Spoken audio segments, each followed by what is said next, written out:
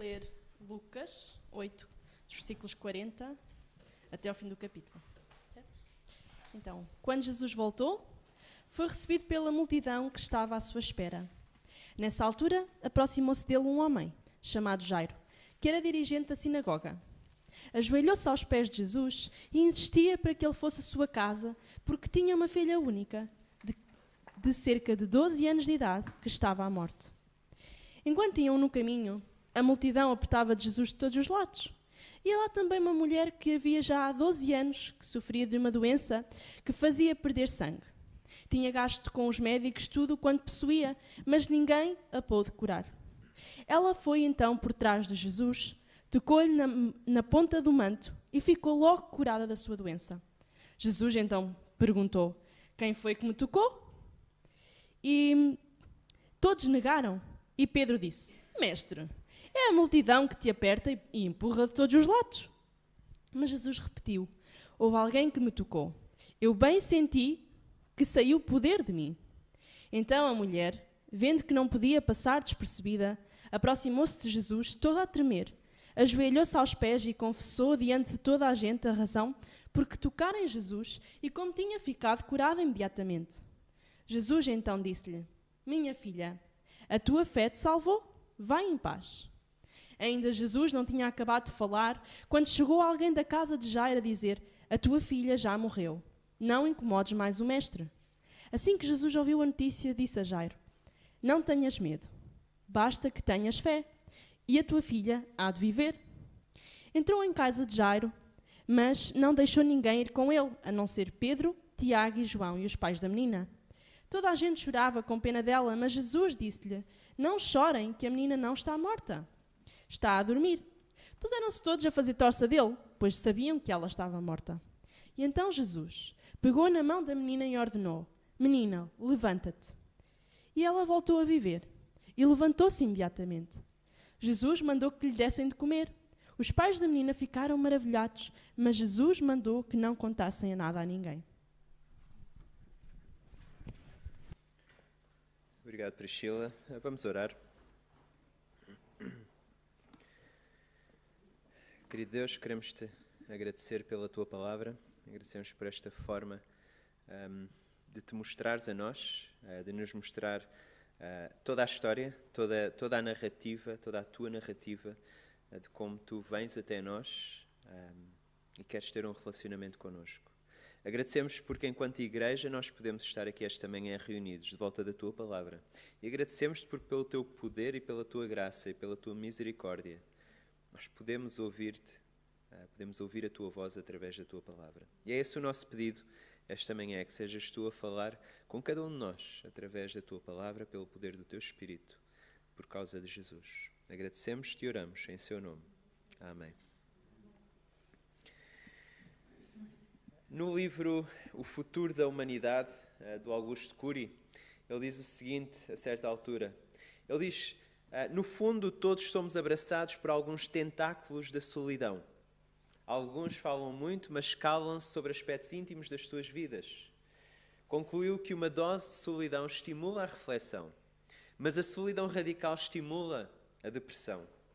Compreendeu ainda que quando o mundo nos abandona, a solidão é tolerável, mas quando nós mesmos nos abandonamos, ela é insuportável. Falcão rompeu sua solidão, tornou-se companheiro de si mesmo e encontrou um grande amigo, o poeta. E creio que é difícil, nos dias em que correm, não sentirmos alguns tentáculos de solidão. Tentáculos a embrulharem-se à nossa volta. A ideia de estarmos sozinhos. E para Augusto Cury é interessante que ele diz que alguma solidão é boa, leva à reflexão. Mas ele diz que solidão radical pode levar à depressão. Mas que, no entanto, é possível encontrar um amigo, a quem ele chama o poeta. Qual a nossa esperança perante a doença?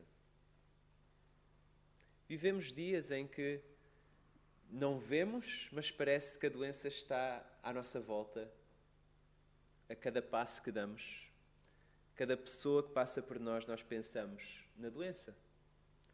Qual a nossa esperança à frente de uma doença grave, de alguém que amamos, por exemplo? Qual a nossa esperança perante a morte?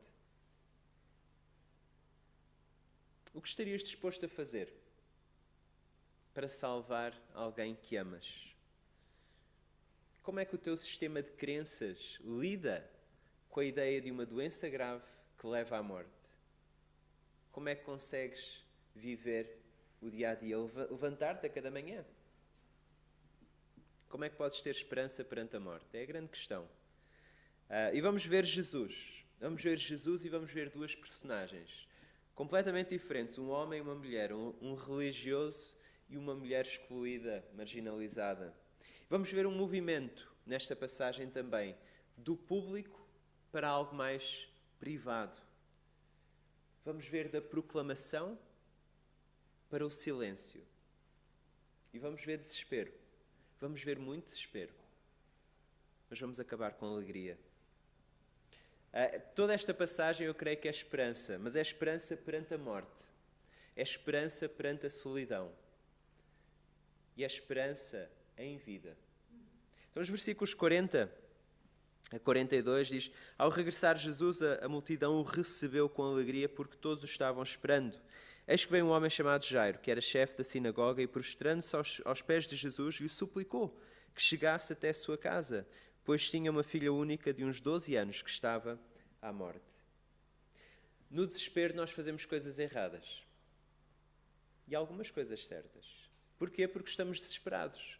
A pergunta, de que é que o ser humano é capaz de fazer? Depende do quão desesperado ele está. Eu gosto muito do Denzel Washington e um filme em que ele entra chamado John Q, ou Um Ato de Coragem, em que ele tem um filho com um problema no coração, um coração volumoso, e o filho precisa de um transplante de coração. Mas o problema é que o seguro de saúde não cobre. E ele está desesperado. O seu filho está a morrer e o sistema de saúde não vai fazer nada para o salvar. Então, no desespero, com uma arma em punho, para obrigar os médicos, ao próximo coração que ficar disponível, eles fazerem a operação. É esse o seu plano, no seu desespero. E Jairo, vemos desespero, porque a sua filha está prestes a morrer. Mas é interessante como nós vemos as reações a Jesus. Então, no início desta passagem, as pessoas parecem receber Jesus com alegria. E algumas pessoas, em determinada altura do ministério de Jesus, principalmente os judeus, o recebem com alguma alegria, mas é algo superficial. É tipo, yay, vamos ter um espetáculo, vamos ver um milagre, talvez. O que é que vamos ver agora? Os líderes religiosos normalmente reagem com muita desconfiança. E mais tarde até rejeição. E Jairo é um líder religioso, mas ele está desesperado. Ele sabe que Jesus tem feito milagres. No capítulo 7, a fama de Jesus está a espalhar-se. E as dúvidas até se levantam em relação à sua identidade. Até João Batista fica com dúvidas e pensa e envia mensageiros a Jesus a perguntar: és mesmo tu aquele que estávamos à espera? Parece que há algo que não liga. És mesmo tu? Jairo está desesperado e no desespero nós estamos mais abertos. Normalmente estamos mais abertos para o melhor e para o pior. Neste caso é para o melhor. E Jairo pede a Jesus para vir consigo. E é interessante, no capítulo 7, Jesus teve um episódio semelhante com um centurião. Mas o centurião disse: eu não sou digno que tu venhas à minha casa para curar o meu servo. Eu sou um homem de autoridade e eu reconheço em ti a autoridade e na tua palavra. Então, se tu disseres apenas que ele vai ficar curado, ele vai ficar curado. Não precisas de vir comigo. Mas Jairo não. Jairo quer algo mais. Jairo não quer aquela opção moderna de assistência à distância. Ele não quer telefonar para a Mel ou para nós e revalidar o contrato por telefone. Ele quer que o vendedor venha à casa ou ele quer ir à loja, como fazíamos antigamente. Ele não quer assistência através do TeamViewer. Ele quer que a pessoa venha com ele. Ele quer Jesus consigo. Ele tem esperança, mas ele não tem fé. Mas ele tem esperança que algo aconteça se Jesus for com ele. se Jesus for com ele. A grande questão para Jairo é: será que eu consigo que ele venha a tempo? Será que eu consigo que ele venha a tempo? Inicia-se a viagem. O que é que pode correr mal?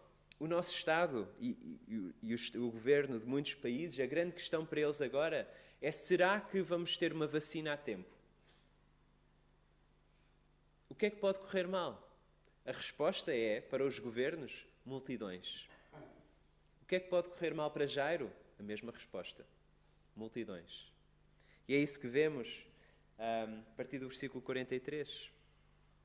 43 diz assim: enquanto ele ia, as multidões o apertavam. Certa mulher que havia 12 anos vinha sofrendo de uma hemorragia e a quem ninguém tinha podido curar, e que gastara com os médicos todos os seus haveres, veio por trás dele e lhe tocou na orla da veste, e logo se lhe estancou a hemorragia. Mas Jesus disse: quem me tocou?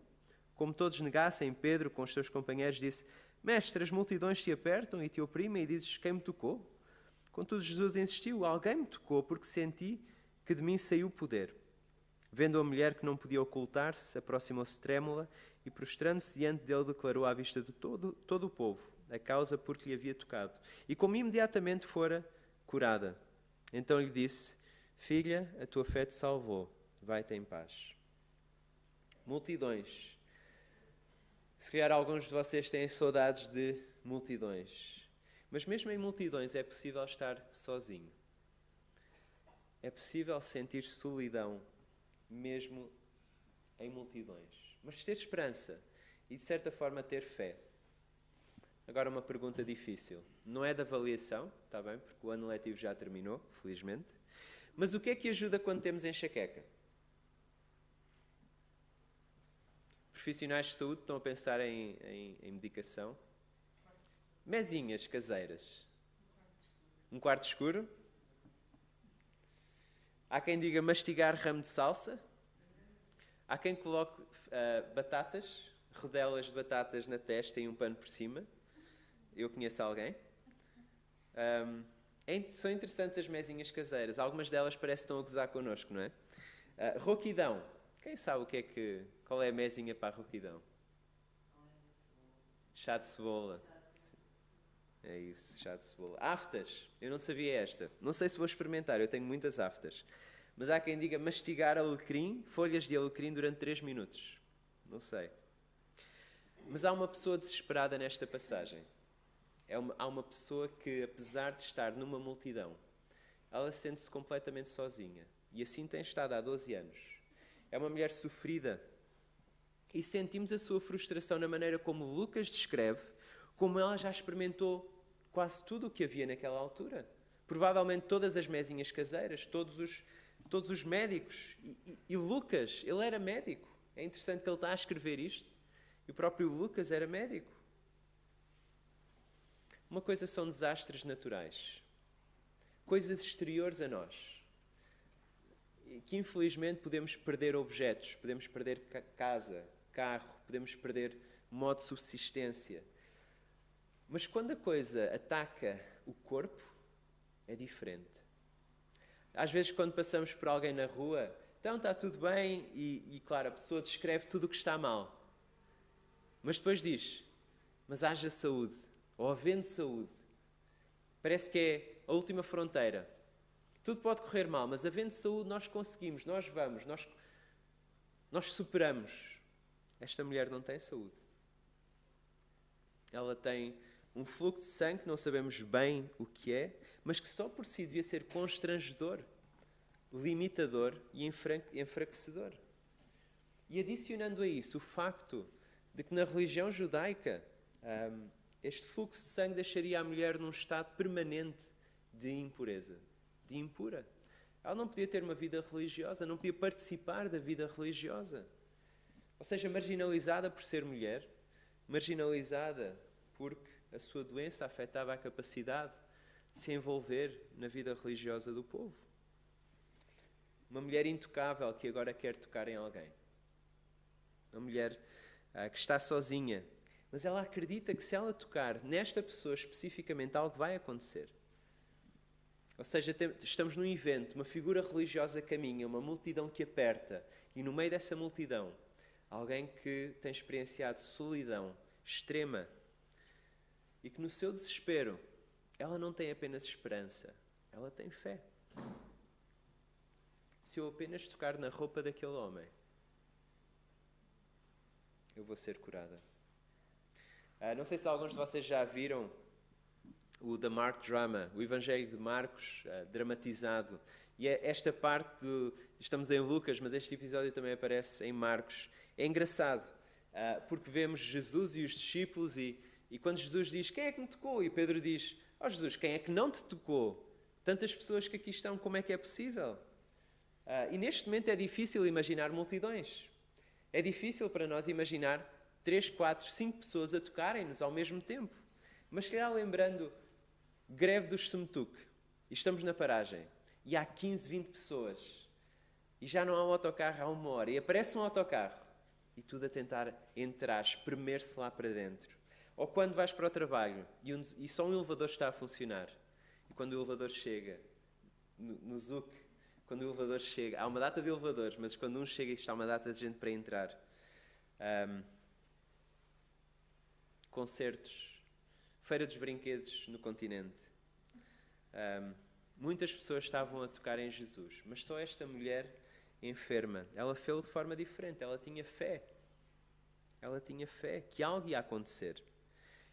E facilmente podíamos pegar neste episódio e fazer algo supersticioso, algo fora do controle de Jesus. Ou então podíamos pensar, bom, Jesus, sabem o que é que ele precisava aqui? Ele precisava de alguém com experiência em marketing, alguém com experiência na área comercial, um informático dá sempre jeito. Porquê? Para organizar excursões, para as pessoas irem ter com ele, para vender réplicas das suas vestes, e prometendo, Jesus usou esta réplica de veste durante pelo menos 2 horas, ela vai curar a tua doença. Colocar anúncios no OLX para vender essas réplicas. Era isso que Jesus precisava, mas não. Há algo melhor e mais importante do que a cura que vai acontecer. A pergunta de Jesus, quem é que me tocou? Parece engraçada, como se ele não soubesse. Mas o objetivo da pergunta é para a pessoa, é para esta mulher. Ou seja, ele quer corrigir a percepção da mulher em relação àquilo que aconteceu. Ele quer basicamente dizer, olha, aquilo que aconteceu talvez não seja exatamente aquilo que tu estás a pensar. Esquece as superstições. Ele quer direcioná-la para algo específico, para a sua fé. Para a sua fé. Ou seja, Jesus está com um líder religioso e ele caminha por entre as multidões. E há uma mulher sem importância nenhuma, marginalizada, que toca nele. E ele para falar com ela. Quão encorajador é saber que Deus age desta forma. Ele não se apega à pessoa importante. Estão-nos a ver, por isso eu vou ficar com a pessoa importante. Não. Ele para e ele fala com esta mulher. Publicamente. Ele dirige-se à mulher. Isto era um escândalo naquela altura. Mas ele faz isso. Mesmo com uma fé, ela tem uma fé tímida. E mesmo assim, Jesus para. Jesus para e fala com ela. A mulher responde. Versículo 47. Ela declarou à vista de todo o povo a causa por que lhe havia tocado. E como imediatamente fora curada.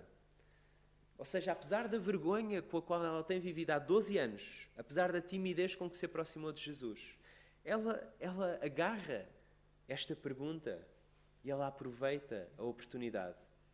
E ela verbaliza, ela diz o seu problema e o que é que aconteceu. Uma pequena demonstração de fé que Jesus agarra e traz para a luz e encoraja esta mulher. E para quê? Para que a sua fé fique ancorada em quem Jesus é. Ele quer, digamos que, colocar roupa, fortalecer esta fé tímida, para que ela fique mais forte. Ele quer dizer, a tua fé em mim, em quem eu sou, na minha autoridade sobre a doença. E é interessante olharmos para o capítulo 8, mas não o vamos fazer, mas desde o início, Jesus está a demonstrar a sua autoridade sobre a natureza. Ele já acalmou a tempestade. Ele já expulsou demónios, a sua autoridade sobre os espíritos, e agora a sua autoridade sobre a doença. E ele diz: filha, a tua fé te salvou, vai-te em paz. Esta frase é mais importante que a cura em si. Pode não parecer, mas quais as probabilidades desta mulher voltar a ficar doente? Com outra doença até. Quais as probabilidades dela morrer? Eu diria 100%. Portanto, a cura da doença, em perspectiva, não é assim tão importante. Mas Jesus dizer que aquilo que a mulher fez foi por fé em quem Ele é, isso é mais importante do que a cura em si. E é isso que lhe vai trazer paz. É o objeto da fé, a pessoa de Jesus. No seu desespero, no seu isolamento, ela foi além da esperança apenas. Ou seja, ela exerceu fé, ela teve fé. E ela encontrou aquela pessoa que Augusto Cury descreve como sendo o poeta. Foi encorajador, mas não será também assustador? Não será também assustador a ideia que Jesus está a negligenciar uma menina de 12 anos? Jesus parece estar a fazer prioridades. Então Jesus atribuiu uma pulseira verde à menina e uma pulseira laranja à mulher. É o que acontece nas urgências, não é? Ficamos com uma pulseira, uma cor, de acordo com a prioridade. E ele parece que deu mais prioridade à mulher e não à criança. E podemos dizer, mas isso não é justo, as crianças deviam ter prioridade. Mas será esta uma questão de prioridades? No seu desespero, Jairo está a colocar a sua esperança em levar Jesus até a sua casa. E a coisa não está a correr bem. Temos obstáculos, uma multidão, uma mulher, mas talvez ainda haja uma réstia de esperança. Talvez. Vamos continuar a ler, 49. Diz: falava ele ainda quando veio uma pessoa da casa do chefe da sinagoga dizendo: tua filha já está morta, não incomodes mais o mestre. Mas Jesus, ouvindo isto, lhe disse: não temas, crê somente e ela será salva. Tendo chegado à casa, ninguém permitiu que entrasse com ele, senão Pedro, João, Tiago, e bem assim o pai e a mãe da menina. E todos choravam e pranteavam. Mas ele disse: não choreis, ela não está morta, mas dorme. E riam-se dele porque sabiam que ela estava morta. Entretanto ele, tomando-a pela mão, disse-lhe em voz alta: menina, levanta-te.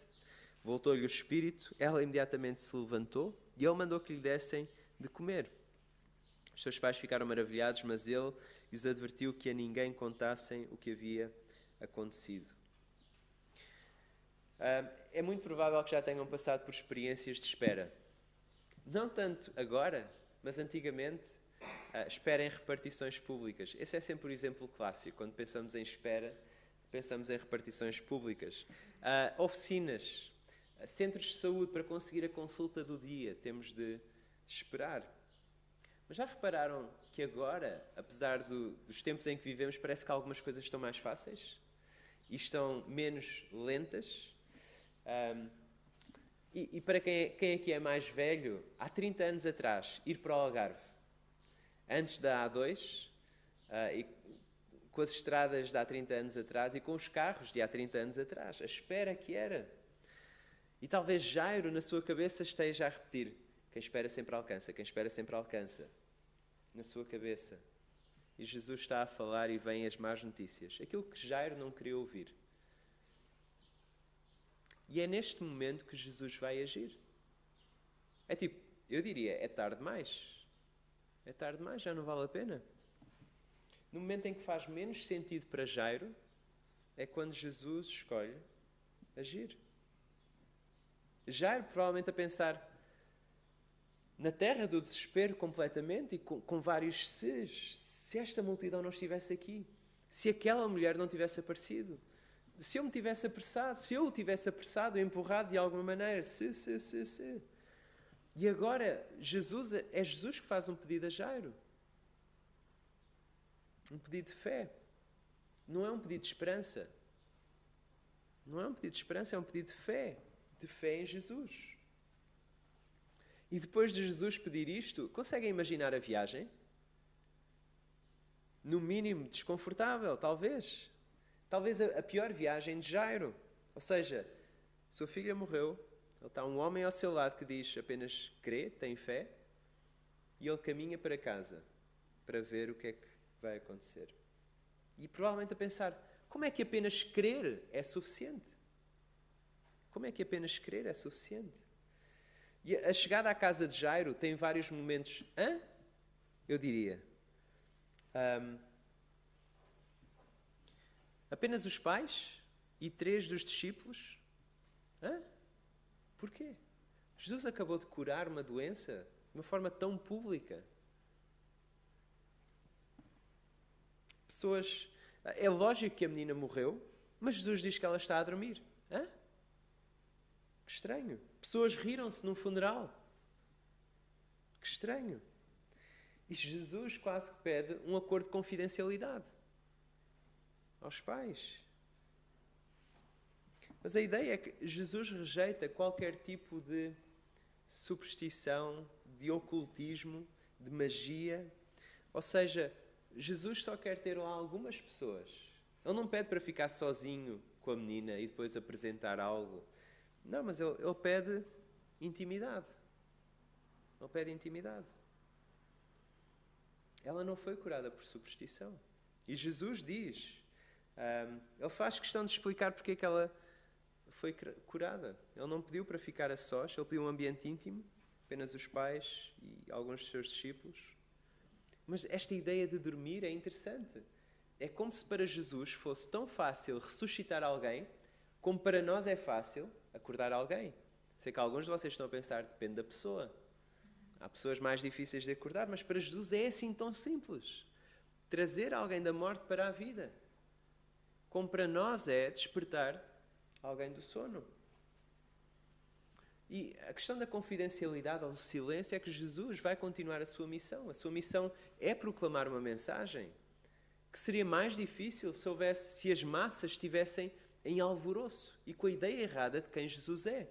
Jesus quer continuar a dizer quem Ele é, através dos seus milagres e do seu ensino. A filha de Jairo, ela estava mesmo morta. E ela voltou mesmo à vida. É interessante, há 3 coisas que Lucas nos diz. Voltou o seu espírito, ela levantou-se e ela comeu. E já sabem, quando alguém come é porque de certeza que está vivo. Não é? O pai desesperado, que perde toda a esperança, que caminha para casa, até ele é chamado a ter fé. Ele é chamado a ter fé em Jesus. Então Jairo é chamado a olhar para a pessoa que caminha ao seu lado e pensar assim, esta pessoa, de alguma maneira, ela tem autoridade sobre a morte. Sobre a natureza, início do capítulo 8, sobre os espíritos imundos, sobre a doença e agora sobre a morte. Então talvez não tenha sido a viagem mais desconfortável, a pior viagem de Jairo. Talvez tenha sido a viagem mais espantosa. Talvez Jairo esteja a olhar para a pessoa ao seu lado, não como um curandeiro, como alguém que, se houver uma réstia de vida, ele consegue fazer alguma coisa. E mudar disso para, mesmo que ela esteja morta, ele consegue trazê-la de volta. Ele tem poder sobre a morte. Há um outro filme com o Tom Cruise, The Edge of Tomorrow. É um filme estranho, em que ele morre, há uma guerra e ele morre. Ele fica preso num loop, em algo que está sempre a repetir-se.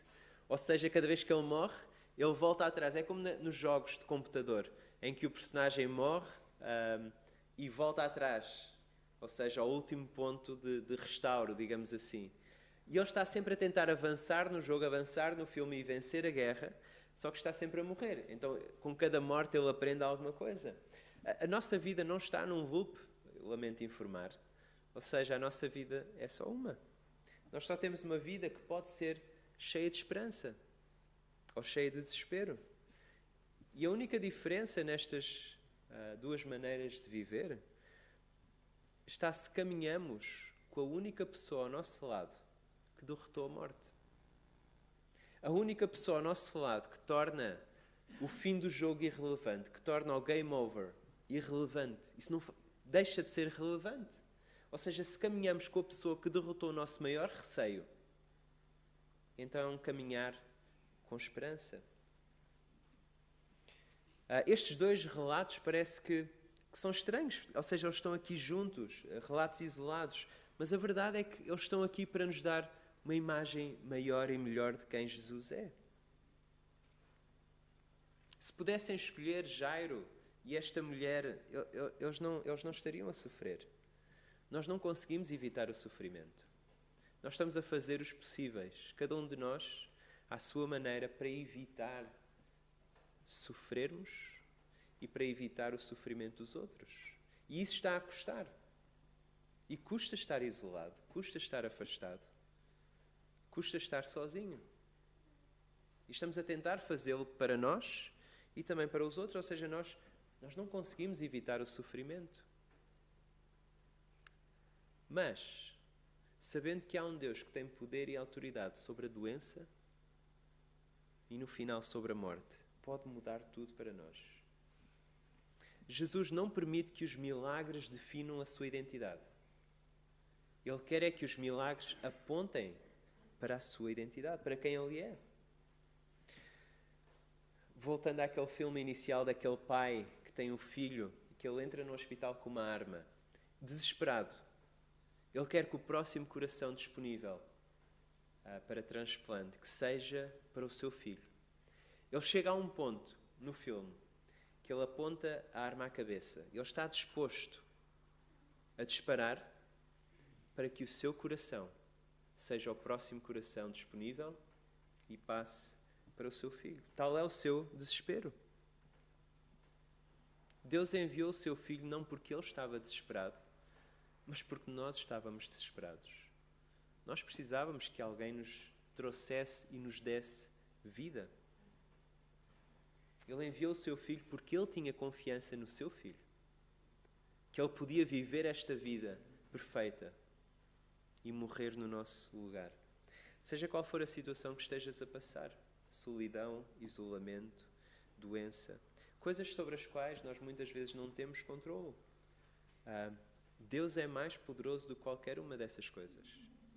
E a melhor forma de responder é com fé em quem Ele é. Naquilo que Ele pode fazer também, mas em quem Ele é. Deus é o poeta de Augusto Cury que se insere na nossa história, que caminha ao nosso lado, que honra a nossa fé tímida e que nos diz: não tenhas medo. Deus é o Pai que se preocupa connosco ao ponto de enviar o seu Filho para nós não termos de viver com este peso de solidão, de isolamento, de desespero. Na doença, na solidão, às portas da morte, se nós caminharmos agora com esta pessoa ao nosso lado, que torna irrelevante o poder da morte, podemos viver com esperança. Podemos viver com esperança. Cristo é a salvação, a minha esperança. Será que Ele é a tua? Sei que Ele não falhará, ao céu me levará. Na tempestade eu cantarei: Jesus é meu, a Deus toda a glória. Vou pedir aos músicos para subirem e antes de cantarmos vamos orar. Querido Deus, queremos te agradecer por este tremendo encorajamento em que vemos uma fé tão tímida, mas que te faz parar. Tu paras e tu importas-te com esta vida insignificante para todos os outros, esta vida marginalizada, e tu paras e falas com esta mulher. Senhor, agradecemos-te porque não és um Deus de prioridades, és um Deus que se interessa por cada um de nós. E enquanto nós vivemos, enquanto estamos aqui, tu queres mostrar quem tu és. Quem tu és é a pergunta principal para nós. É quem é que tu és para nós. E agradecemos-te porque isso muda tudo agora e muda tudo eternamente. Agradecemos-te por Jesus e oramos em seu nome. Amém.